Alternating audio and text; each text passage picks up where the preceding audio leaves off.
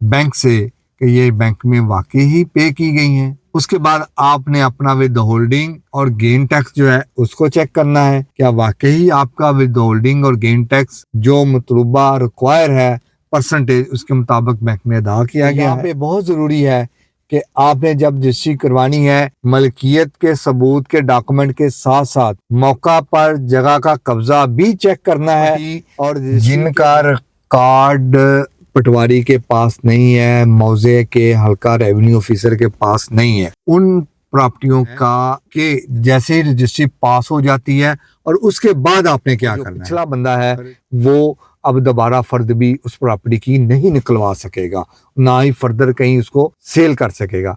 हमारे इधर प्रॉब्लम यह है, कुछ लोग हजरात रजिस्ट्री करवाने के बाद चुप करके बैठ जाते हैं कि हमने पैसे लेकर रजिस्ट्री करवा ली है, अब मालिक हो गए हैं। वहां पे PT1 की रजिस्ट्रियां होती हैं, उसके लिए एक्साइज डिपार्टमेंट से PT10 जो है वो जारी करवाया जाता है। वो उसके मुताबिक आपका नाम महकमा माल के रिकॉर्ड में दर्ज कर देगा, पिछले मालिक का नाम। अस्सलाम वालेकुम, मैं मोहम्मद फैसल भट्टी एडवोकेट, आप देख रहे हैं हमारा यूट्यूब चैनल। आज हम बात करेंगे कि रजिस्ट्री करवाते वक्त हमको किन बातों की एहतियात करनी चाहिए ताकि हमारे साथ कोई धोखा या फ्रॉड ना हो सके। सबसे पहले रजिस्ट्री करवाते वक्त आपने जो बंदा मालिक है जगह का, उसकी मलकियत के सबूत की तस्दीक करनी है। उसके मलकियत के सबूत की तस्दीक कैसे होगी? तो जो मालिक है वो हल्का पटवारी से फर्द जारी करवाएगा और उस फर्द को आप हल्का पटवारी के पास जाकर तस्दीक करेंगे कि ये वाकई उसकी जारी करदा है और क्या ये जो खाते में रकबा लिखा जा रहा है वो उसी के नाम पर है। वो हल्का पटवारी या ADCLR का दफ्तर जो कंप्यूटर सेंटर मरकज है वो तस्दीक करेंगे। दूसरा डॉक्यूमेंट होता है PT1 के हिसाब से, जो रजिस्ट्रियाँ PT1 से होती हैं। PT1 के लिए PT10 चाहिए होता है और ये डॉक्यूमेंट जारी होता है एक्साइज डिपार्टमेंट से। तो जैसे ही मालिक आपको वो डॉक्यूमेंट निकलवा के देता है तो आप एक्साइज के दफ्तर जाकर वहां से उसकी उस डॉक्यूमेंट की तस्दीक करवा सकते हैं, जिससे ये क्लियर हो जाएगा कि ये जगह उस बंदे के नाम पर है या नहीं है। ये तो हो गया पहले जगह मलकियत को चेक करने का तरीका। अब उसके बाद अब आप जब रजिस्ट्री करवाते हैं तो रजिस्ट्री करवाते वक्त फिर आपने ये देखना होता है कि क्या जो स्टाम्प पेपर जारी करवाए जा रहे हैं वो जेन्युइन बैंक से जारी करवाए जा रहे हैं और आपके नाम पर और बेचने वाले के नाम पर जारी करवाए जा रहे हैं। इसके बाद आपने उस रजिस्ट्री की जो तमाम फीसें अदा की गई हैं उनकी रसीदात को वेरीफाई करना है बैंक से कि ये बैंक में वाकई ही पे की गई हैं। उसके बाद आपने अपना विद होल्डिंग और गेन टैक्स जो है उसको चेक करना है, क्या वाकई आपका विद होल्डिंग और गेन टैक्स जो मतलूबा रिक्वायर है परसेंटेज उसके मुताबिक बैंक में अदा किया गया है। बाद में फिर आपने जब सब रजिस्ट्रार के पास पेश होना है रजिस्ट्री के लिए तो वहां पे मालिक पेश होगा। सब रजिस्ट्रार उससे ये पूछेगा क्या आपने पैसे ले लिए हैं। जो खरीदार है उससे ये पूछेगा क्या आपने जगह का कब्जा ले लिया है। तो यहाँ पे बहुत जरूरी है कि आपने जब रजिस्ट्री करवानी है मलकियत के सबूत के डॉक्यूमेंट के साथ साथ मौका पर जगह का कब्जा भी चेक करना है और रजिस्ट्री के बयानों पर आपने जगह का कब्जा भी लेना है। बल्कि आपने ये कोशिश करनी है कि जैसे ही आप बंदे को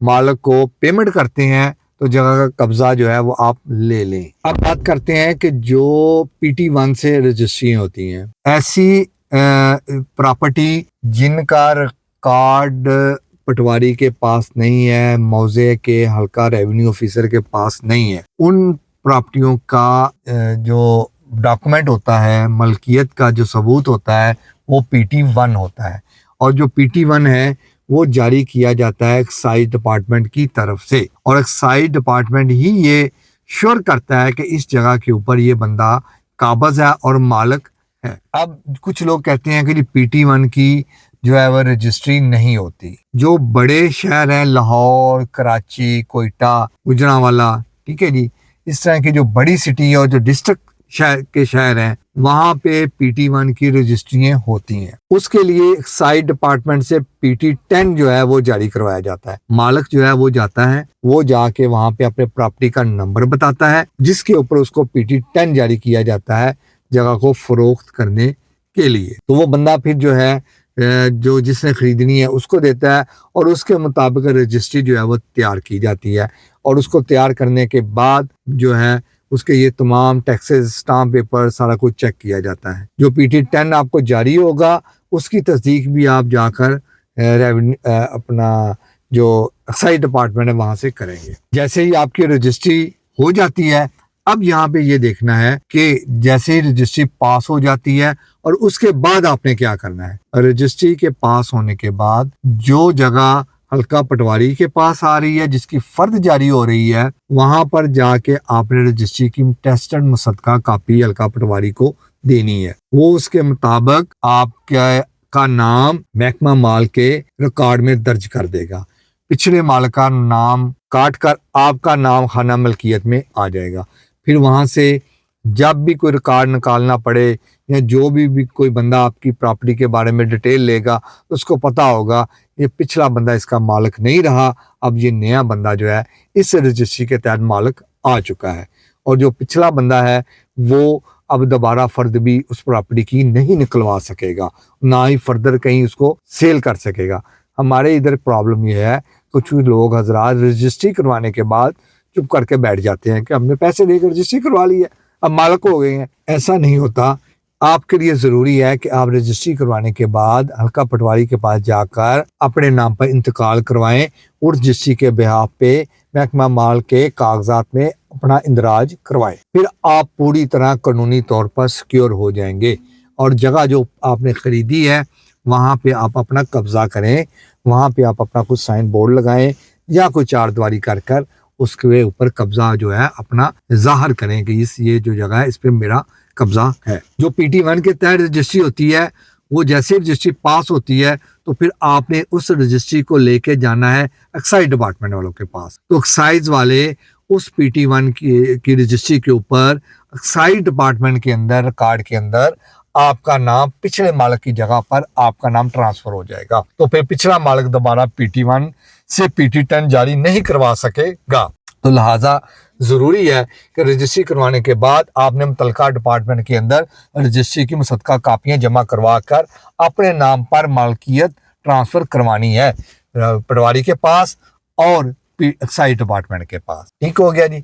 अब अगली बात जो है वो ये है कि जो सोसाइटीज हैं, ठीक है जी, वहां पे रजिस्ट्री का पैटर्न क्या है। जैसे बैरिया टाउन है या SJ गार्डन है या और बहुत सारी जो बड़ी बड़ी DHA लेवल की सोसाइटीज हैं, हाउसिंग सोसाइटीज, वहां पे रजिस्ट्री करवाने का तरीकाकार क्या होता है, मिल्कियत अपने नाम ट्रांसफर करवाने का, वो आपको मैं बताता जाऊं। वहां पे कानूनी तौर पर जो सोसाइटी का हेड ऑफिस है उनको इख्तियार हासिल होता है रजिस्ट्री करवाने का। अब यहाँ पे आपने ये जरूर देखना है कि जिस सोसाइटी के अंदर आप जगह ले रहे हैं क्या वो सोसाइटी रजिस्टर्ड है। अगर तो वो सोसाइटी रजिस्टर्ड है गवर्नमेंट ऑफ पाकिस्तान के किसी इदारे के साथ, TMO के पास, LDA के पास, GDA के पास या कहीं भी जो हाउसिंग के रजिस्ट्रेशन के इदारे हैं वहां पे, तो वहां के हेड ऑफिस के पास इख्तियार होता है कि वो रजिस्ट्री का सारा प्रोसेस खुद करते हैं। आप उनको रजिस्ट्री की फीसेस के पैसे अदा करते हैं तो वो क्या करते हैं, वो खुद से सारी फाइल तैयार करते हैं उसकी। वो फाइल तैयार करके फिर वो मुतलका डिपार्टमेंट में जमा करवाते हैं, वहां से वो पास होती है और पास होने के बाद वो जो है तस्दीक होने के बाद लेटर जारी होता है। वो लेटर जो है वो आपको रिसीव होता है। उस लेटर के बिहाफ के ऊपर फिर आप जो है उसको जाकर मुतलका जो गवर्नमेंट का अदारा है वहाँ से तस्दीक करवाएं कि ये वाकई जेन्युइन आपने जारी किया हुआ है और मेरे ही नाम का है। और उसके बाद जो सोसाइटी का ऑफिस है जहाँ से उस सोसाइटी के ऑफिस से आपने जगह परचेज की है वहाँ से उसकी तस्दीक करवाएं। ठीक हो गया जी। अब ये तरीकाकार है प्रॉपर्टी को ट्रांसफर करवाने के जो आज का राइज है हमारे मुल्क के अंदर। जो सोसाइटी रजिस्टर्ड नहीं होती किसी डिपार्टमेंट के साथ तो फिर उनके जो ऑफिस हैं उनके पास कोई इख्तियार नहीं है कि वो आपकी फाइल बना के मुतलका अदारे में जमा करवाएं। वहां पे क्या होता है वहां पे वो पटवारी के हिसाब से ही फर्द जारी होती है, उसमें सोसाइटी का कोई जिक्र नहीं होता और उसी ब्याह के ऊपर पटवारी से रजिस्ट्री करवाई जाती। तो ये तरीकाकार थे जो मैं ज़रूरी समझता था जो आपको बताने, ताकि कानून के मुताबिक आपके इल्म में हो कि रजिस्ट्री करवाते वक्त किन किन बातों का एहतियात करना ज़रूरी है, किन किन बातों के ऊपर गौर करना ज़रूरी है और आप अपने आप को कैसे फ्रॉड और धोखाधड़ी से बचा सकते हैं। बहुत शुक्रिया, आप हमारी वीडियो को देखते रहिएगा और जो भी आपको कोई ज़हन में सवाल हो वो भी आप हमारे साथ शेयर कीजिएगा। हम आपके हर सवाल का जवाब जो है वो आपको देंगे। ये मुझसे किसी दोस्त ने सवाल किया था कि PT1 की रजिस्ट्री तो नहीं होती, PT1 की रजिस्ट्री होती है PT10 से। ठीक है जी, तो बहुत शुक्रिया, अल्लाह हाफिज़।